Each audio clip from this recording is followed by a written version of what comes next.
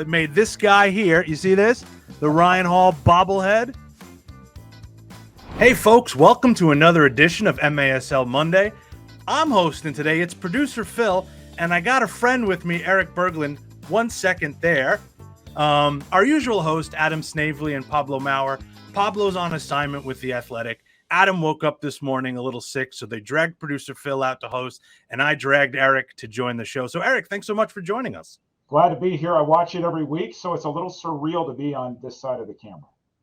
Oh, you're used to the camera by now. I imagine, you have to sort of, lean a little bit. Comments. We're going to try to expand your universe here to see there. I see the throwback shirt. Yeah, we're going to try to expand your universe here. Talk a little bit more about the entire league. Maybe put you on the spot for some predictions as well. How do you feel about that? Sounds great. Look forward to chatting. All right. So, we're going to start the show off. We're going to start the show off with a little bit of a weekend roundup here.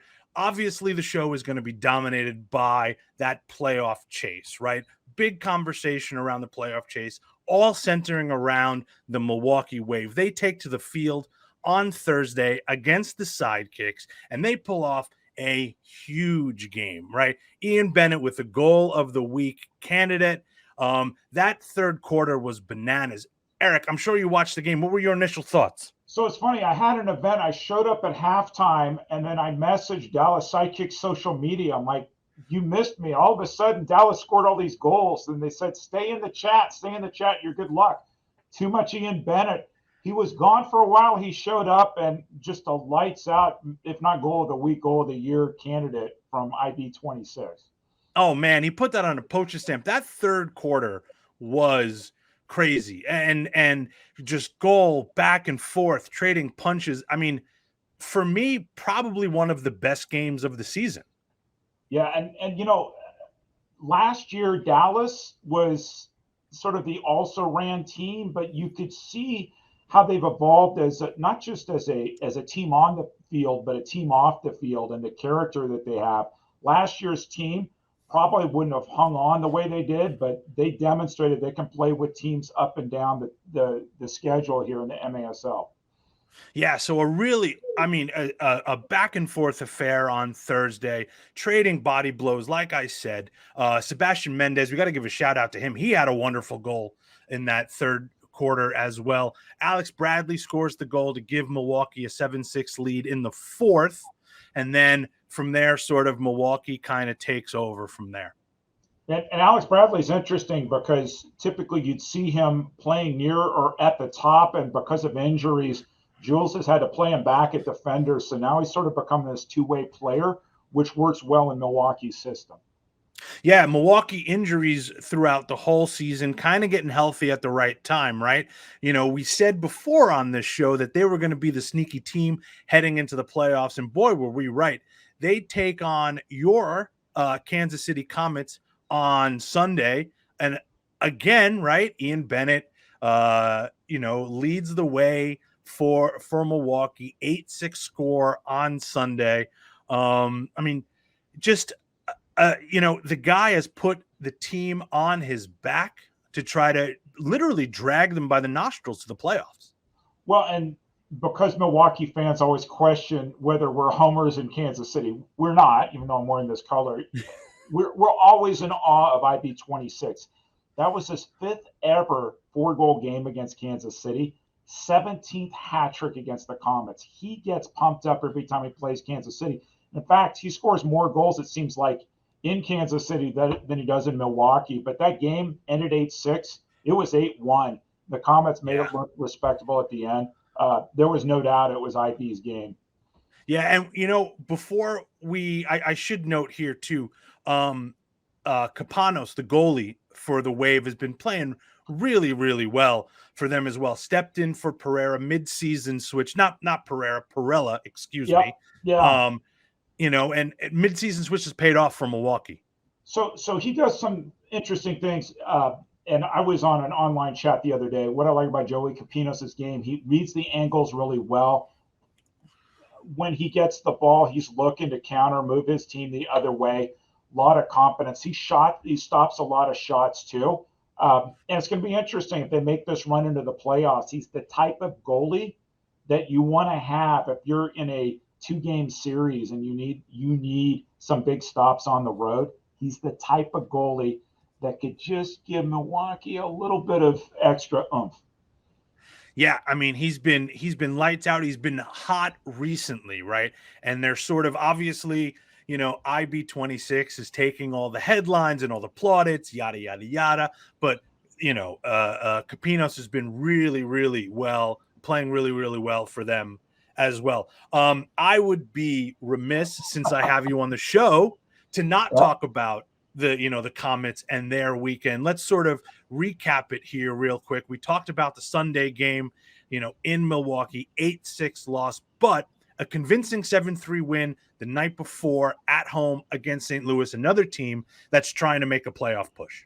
Yeah, sort of been interesting for Kansas City, this Central Division, not knowing about a month ago which of the teams would make it in the playoffs. I think everybody figured Kansas City would be, but in some cases, Kansas City's been in spoiler situations. But on Sunday, St. Louis fans were hoping for some help when the Comets went up to Milwaukee. It didn't happen.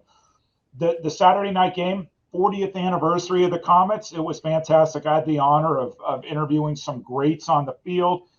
Gino Schiraldi, Enzo DePede, and even Vlatko Andonovski, former player, former coach, U.S. women's national team coach, which is awesome. But sneakily, right before the deadline, the March 30th deadline, the Comets have signed some players, including somebody to watch out for. His name is Milos Vucic. He's from Montenegro, scored 2 goals against Milwaukee, has a cannon right foot, and you can tell he's just trying to figure out the indoor game. And so we'll see what he does in the playoffs for sure next year. I think he's going to be a name everybody's going to want to be talking about. What do you think? Central, the deepest division in the league this year? So it's interesting. What's funny is there's a little bit of rivalry between the Central and the East and the Central and the West. I think the West was having problems until Chihuahua made their run. Chihuahua moved up, and then Ontario moved down, and then Tacoma hasn't been able to find their feet. The Central has been consistently tight between the 4 teams, and we're going into the final weekend not knowing who's making the playoffs. Casey's in, Dallas is in. Who else? We'll see. Yeah, kind of the playoff scenario revolves around the Central this year. And, I happen to think it's the deepest one, top to bottom. I think anyone can pick off anyone in the Central, when we see in these back-to-back weekends too, that, if now the Comets, obviously that's a tough sort of road trip, right? To play at home one night, drive up to Milwaukee against a team who really, really needs that game. That's a tough ask for Kansas City. It is. And, I know that Milwaukee fans are happy it turned out that way. St. Louis fans are appalled that turned out that way. But, hey, they made the schedule for everybody months in advance, and it's just the way it turned out. Yeah, you can only play the games that are on the schedule, right? That's why you have the squad you have. You have to load manage, you have to balance it out. I know there was a younger lineup that went to Milwaukee too, to try to, and you're qualified already. You're qualified. You want to give some guys some rest. Yeah, and some guys need a rest. It's that time of the year where everybody's nicked up. Everybody's feeling it a little bit harder when they get out of bed in the morning, and the Comets have acquired some depth, which I think is good. And they have another back-to-back coming up this weekend. So St. Louis, on the cusp of, it's in their destiny if they win 2 games, but it's home and home with the Comets, and we'll see what happens. Yeah, I'll try to recap the scenarios, the playoff scenarios. Once we get through all of these games, you need your abacus, right? You need your scientific calculator, your TX90 or whatever the Texas Instrument calculator was back in our day, right? Yep. The kids don't understand what it's like to have that Texas Instrument calculator, these days. So I'll try to do that at the end. What I want to play for you right now is, last week on the show, obviously I'm producer Phil, right? So I'm setting up the rundown. I'm telling the guys what I think is important, sort of what I like to talk about, try to, not feed the content machine is the best way I can describe it. So I pose the question, which is a standard sports question in this world, right? Can your MVP not make the playoffs and still win MVP. Ian Bennett leading in points, leading in goals, right? Like I said before, literally dragging this team on their back to the playoffs. But I think it's an honest sports question, right? Like, can you, like, A-Rod when he was with the Rangers, winning the MVP. I mean, I think it's an honest one. So I'm going to play this clip. This is from the Milwaukee game, right? I think they heard our conversation. The longest goal-scoring streak ever in the MASL since this league began in the 2014-15 season. Which, by the way, there's been some conversation lately about who's going to win some of the awards this year. And I've heard MVP, who's going to win the MVP? Hands down, Ian Bennett is the MVP in this league. And there's not even a question about that. A lot of people say, well, you got to be on a winning team. You've got to. It's a player that leads a team to the best record. It's like, no, the MVP is the best performer in the league. And Ian Bennett, by the way, has been the best performer in the MASL this season. My guy, just name the show, my man. MASL Mondays comes out on Monday night. Just say us, just give us a little plug. Isn't there supposed to be cross-branding? I get a script every week where I'm supposed to show love to MASL Monday, and I try my best. You teed it up last week, and 2 games. I mean, if Ian Bennett's not player of the week this week, I don't know. I mean, clutch game in Dallas, and they needed that win on the road, and then 4 goals at home. So, maybe Ian watches the show. I mean, Ian could shout us out a little bit. I heard on MASL Monday they were saying I wouldn't be the MVP. Give us a little shine, give us the rub. But Erik, you also mentioned that the comment might have been about you. Yeah, so I thought it was when I was watching the game live, and I knew because I'd watch MASL Monday. I knew that was not just a topic of the show, but if you read the headline on YouTube for the episode, Ian Bennett's name and MVP. There you go, Phil.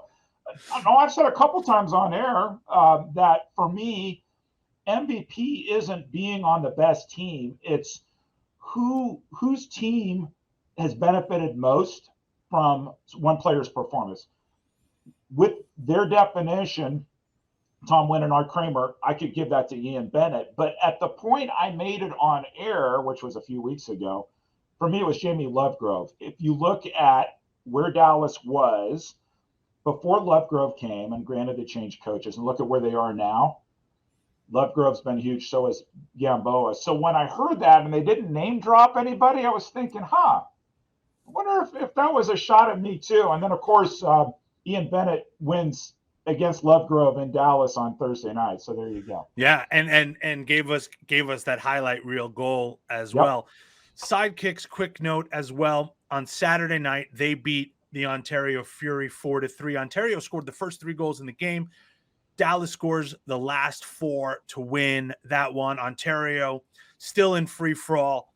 Okay, it's the time of the show where I have to start talking a little slower and a little bit more deliberately because we have to talk about these playoff scenarios. So heading into the final week, and then I'm going to put you on the spot, Erik, for some predictions, right? Because that's what we're here for, to feed that content machine. Here's what it looks like for the final weekend.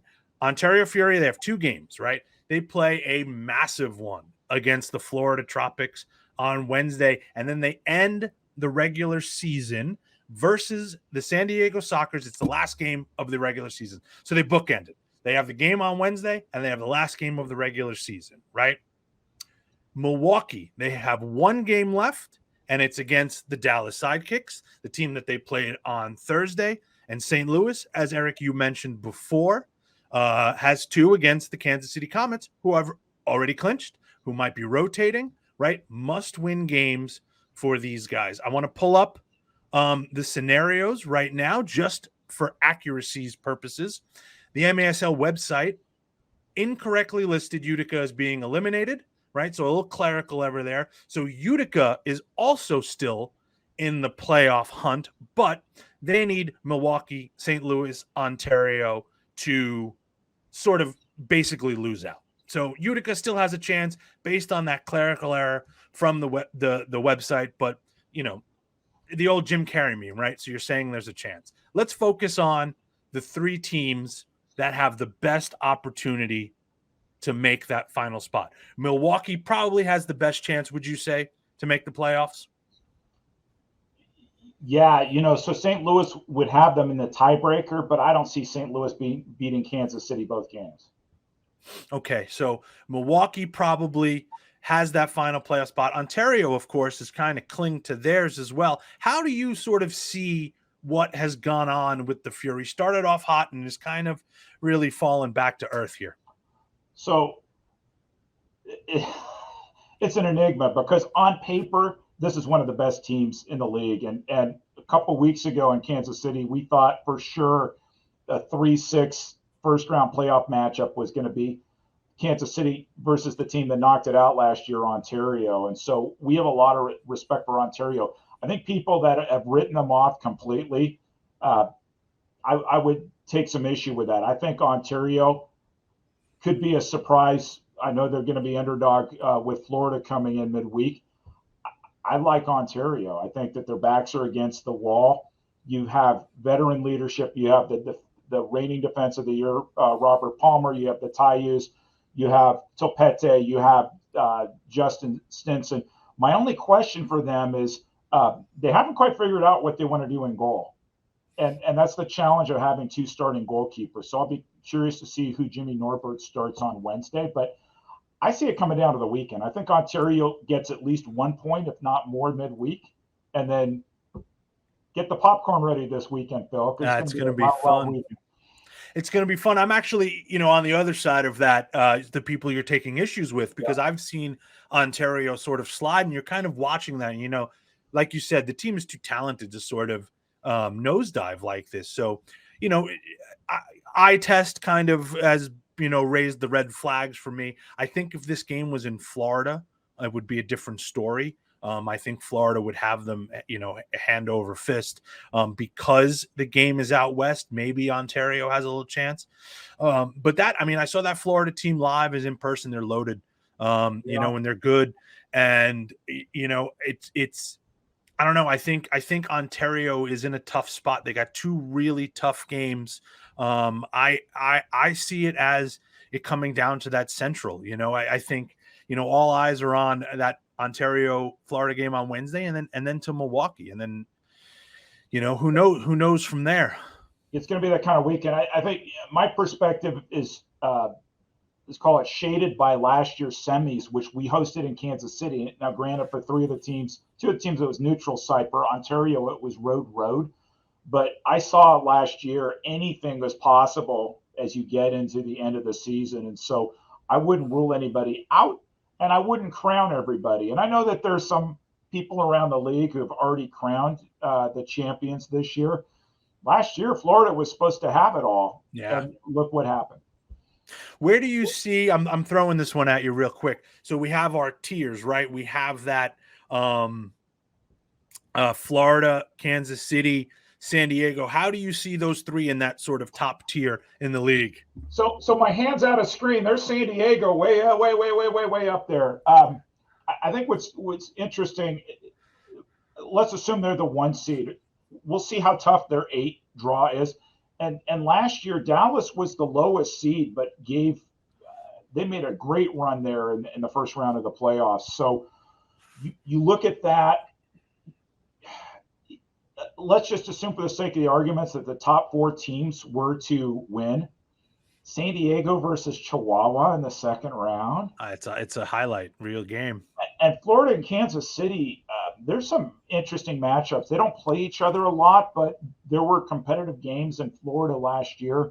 Who knows? But you have to get past that first round first. And strange things happen if you're tied 1-1 and you go into the mini game. Yeah, I do think last year's games, because the rosters were all sort of concentrated on those teams, it might be, a difficult sort of side-by-side comparison. But you never know. It'll be fun. This podcast is definitely pro Chihuahua, though. So it'll be interesting to see, what sort of team, and they're just so run and gun. They're fun to watch.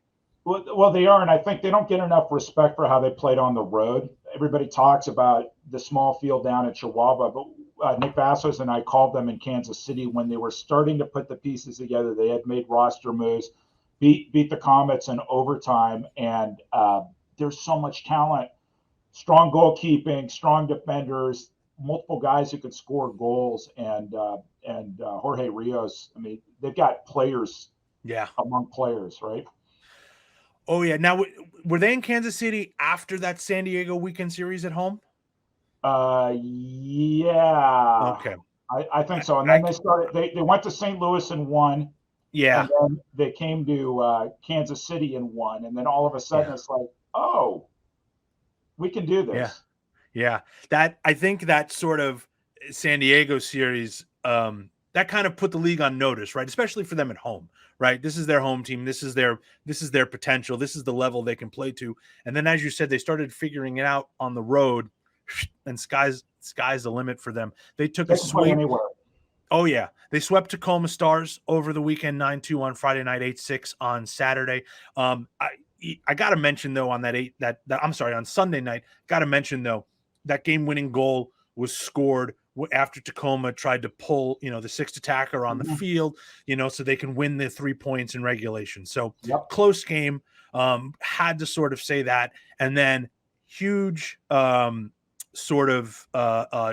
point from that Tacoma game, Nick Pereira leaving the game with what the commentator said, quad, hammy, leg injury, whatever it is. He's not expected to travel to the East Coast for those important games in Utica, right? Utica plays Tacoma, their first game. So, Tacoma missing their star player. That's huge for the sliver of hope Utica has. Other scores around the league this weekend. Utica, as we mentioned, they beat Florida, the Tropics, at home 5-4. Pereira's had 2 goals and an assist. Drew Ruggles had a great goal on a top of the arc play. Pereira's maybe in the MVP conversation. I don't know. He's kind of in there. What do you think? He's a good player. Maybe not necessarily MVP, but I think the hardest thing, every couple of days I think about it, if you're trying to figure out first team all league, at some positions I think or spots, I should say, pretty easy to figure out. Some it's like, how do you choose? Yeah. Ian Bennett, sure. Yep. Okay, he's there. But then you have multiple forwards who are having exceptional years, multiple midfielders that are having exceptional years. On defense, are you looking pure defender? Or are you looking two-way player or what? And I think goalkeeper, we can talk about that a little later. There's a few good candidates for goalie of the year too. Yeah, for sure. Let me just finish up the roundup, and we'll get to goalie of the year talk. I just want to say with Pereiras too, much better player in person. You watch him on YouTube, Twitch. I should probably just say Twitch from now on. Twitch. It's all Twitch. Twitch casting on your phone, people. Just cast it. Much better player in person. If you have a chance to watch Pereiras, yep, I got it right. Play in person, absolutely. He's a spectacular player. San Diego did an East Coast sweep again for the second time this season. They beat Baltimore in another back and forth affair with the Blast. 8-6 Sockers win. Did you get a chance to catch that one? Any notes from that one? No, just was following the scores. We were already out at the arena getting ready for the Comets ambush game that night. So trying to keep up with what's interesting is when there's 3 or 4 games happening at once and you're out at the arena. I actually go to MASL's website because it's very easy to hit refresh. Yeah. So between that and I mentioned on Twitch the other night, I had 4 devices going, trying to make sense of what was going on, or 3 or 4. But there's so many different ways to keep up with the game now. It's great. It's just a little hard when there's simultaneous games because it's hard enough to call the game in front of me. Then I'm trying to see what's happening on Twitch. And then if I have another game on at the same time, it's just too much. And you're an MVP because you're in the chat too the whole time. Trying to do that. And so, having a great time on Twitch. Love interacting with fans. It's easier at halftime and the breaks. Yeah. Of course, you're a little busy, trying to analyze a game. Trying to. Yeah. Sometimes it's more fun to talk about what's happening on Twitch, though. Look what they said about me, Nick. Oh man. Velez had a hat trick, including an absolute banger. That that is well worth watching. If you check out the highlights. You know how they give like the Screen Actors Guild like the Ensemble Cast Award? I think San Sure, Diego, yeah. I mean, when you talk about MVPs and that's such a team chemistry there rather than necessarily one person carrying them. And so this may wind up being the most impressive team in the 40-plus year history of the San Diego Sockers, because as a group, they play extremely well together. It's the deepest team I think I've ever seen.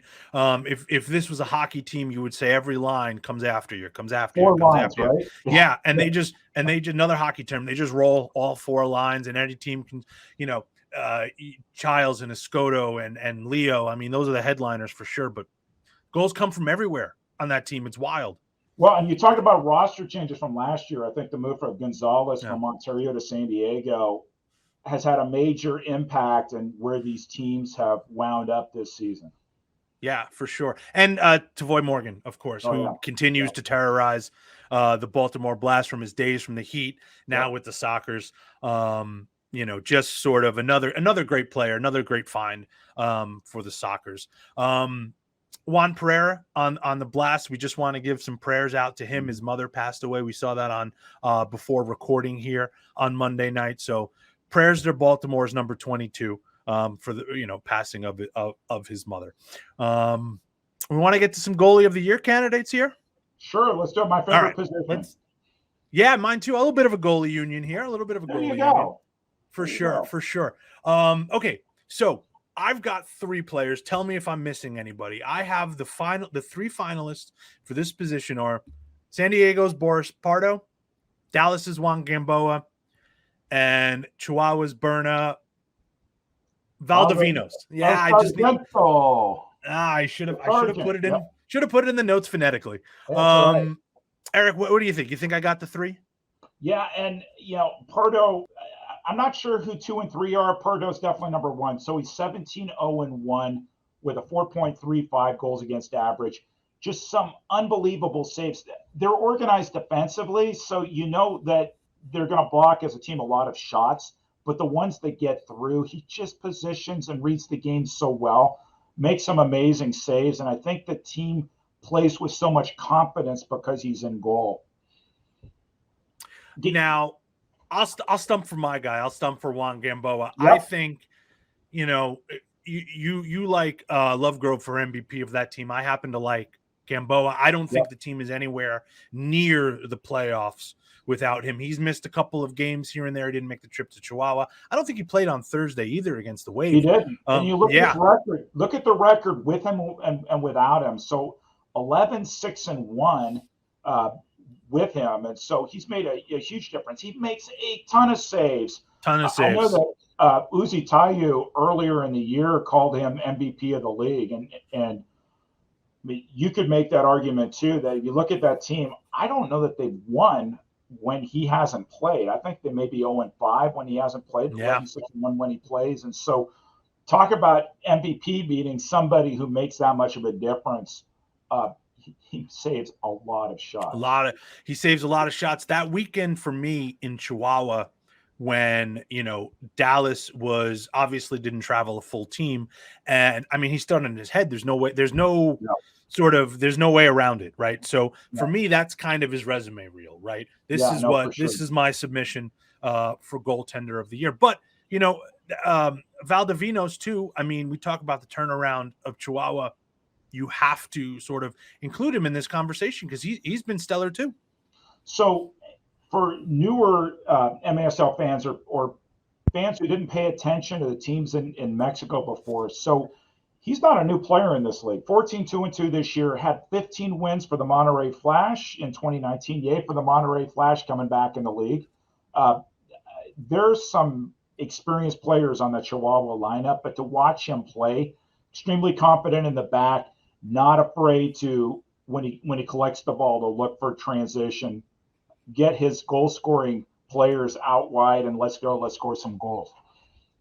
Yeah, I think part of their turnaround absolutely revolved around that goaltender. Happy to hear the Flash are back. Happy to hear the Mesquite Outlaws are back too. But Erik, I absolutely think that if your guys in Kansas City were healthy all year, they would be included in this conversation too. Neto, especially being the number one, of course, he was tremendous. So what's interesting is I heard Craig Elston, San Diego play-by-play announcer, was on Alex's MASL primetime show. I don't know, early in the season, said for him that Neto was MVP. Comets got off to a great start. Neto plays the ball really well with his feet, makes some huge saves. His body is so big, and for somebody that tall, he can get down pretty fast. When he got hurt, things didn't go too well. And then Lou Meisner, who was playing really well, cracked 2 ribs out in Ontario. And so you have 2 banged up goalies. Neto tried to play hurt. Now they brought up Stephen Hammerski from Wichita in M2. Neto's back in. Meisner, I talked to Saturday night. He was planning on starting training this week. But in the playoffs, we'll see, because every time Neto went down Saturday, I almost wanted to gasp, okay, is he really hurt or is he just down on the ground? Yeah. But to win the championship this year, I think you need to have the better goalie or the best goalie, depending as the case may be. And you've mentioned several candidates there. When it comes playoff time, which goalie is going to be the one standing on his head? All right, so you think it's Pardo. I think it's Gamboa. I look forward to the commentators of MASL, unsourced, sort of take shots at this podcast. Sure. And vouch for their guy. Yeah, just credit us. You just say the show, MASL Mondays on YouTube. Just kind of listen. Before we go, we give out some awards here. We give out our best goal and our best moment. We usually start with best goal. And since you are an honored guest, I will give you the floor. And just to prove Milwaukee fans wrong, I'm not going to choose a Comet for best goal of the week, although I had one. How about IB26 scoring from downtown against Dallas? Didn't hear his name there for a period of time in the third quarter, but when he decided to touch the ball outside the yellow line, that was a special shot. Oh, I think you'll see that. I think you'll see that on goals of the week too. Something tells me that the person responsible that collect those will be sort of putting that in the goals of the week. Another one that you will see in goals of the week, just so Utica fans don't think I'm a homer, right? Vinny Dantas's goal against Utica was an absolute leathering of the ball. It made this guy here, you see this? The Ryan Hall bobblehead. It made that guy shake his head very angry. If you get a chance to see that one as well on goals of the week, absolutely. I don't think I've seen a ball hit harder all season. All right. And we'll see with Baltimore. I mean, it's a chemistry thing heading into the playoffs. We'll see what Dantas does there. Yeah, it reminds me of Gone in 60 Seconds, right? Nick Cage is getting the band back together for one last ride. We'll see if it works for sure. They're kind of a team. They're like the San Antonio Spurs, right? You just can never count them out. They're Tom Brady to me, right? They just always sort of show up when you least expect them. Moment of the week for you. Oh, for me, I didn't get to see it live, but I did watch the video afterwards. Dallas clinching a playoff berth after beating Ontario. For me, the moment of the week. This is a franchise that went through a few difficult years. Last year, they were the bottom team in the league and really struggling. They started off 0-3. Coaching change, player changes. You're talking about potential MVPs on that team now, and the unbridled joy, not just from the players, but announcers Matt Thornton and Ed Puskarich after the game. That was just a fantastic moment. Yeah, and it's a great organization too. Great social media team. They put effort into sort of marketing that team with the, those fun commercials that they have too. Sort of their whole sort of operation, right? Sort of bringing the fans in. You love to see that. You just do. My moment is sort of, the guy who's kind of wrote in the rundown for the show, Ian Bennett getting his 400th point in Dallas, that game on Thursday night. Here I am on video, producer Phil, apologizing for all of my Ian slander from this. But I feel like I should be maybe apologizing to the commentators who were stumping for him. I think you just keep doing what you're doing, Phil. Yeah, and you know what? If it's really, really bad, when you get to talking to Ryan Sikic. Ryan Sikic can review your calls and then decide whether they were good calls or bad calls. That's right. Under Review, that comes out every Friday here on MASL YouTube. Ryan and I go through all of the plays of the weekend, and I try to make him laugh, but we're getting there. Yeah. We're getting there. Yeah, he's like an M&M. He's got a hard crust that we gotta break through. That's it for MASL Monday. Erik, thanks for joining me, man. Thanks for having me here. It's been fun. I watch this show every week, so it's a great treat for me to be on it, and look forward to a fantastic closing weekend of the regular season. We're excited about the playoffs. Don't know who we're playing yet, but I will be scouting a few teams. Yes, I will be watching everything on many, many devices. All the fans out there, Twitch. Follow all the channels. MASL Soccer, MASL Soccer 2, MASL Soccer 3, MASL Soccer 4. Find where your team is playing that weekend. And there are many, many ways to get Twitch on your big screen, all on the website, maslsoccer.com. You got one more thing? Yeah, I was going to say, and if you catch me at the right place at the right time, ! Corn dog in your command will grab my attention. Okay. Your Twitter handle at Erik Berglund. Follow him. If you're not following him while watching the show, you are doing a terrible disservice to yourself.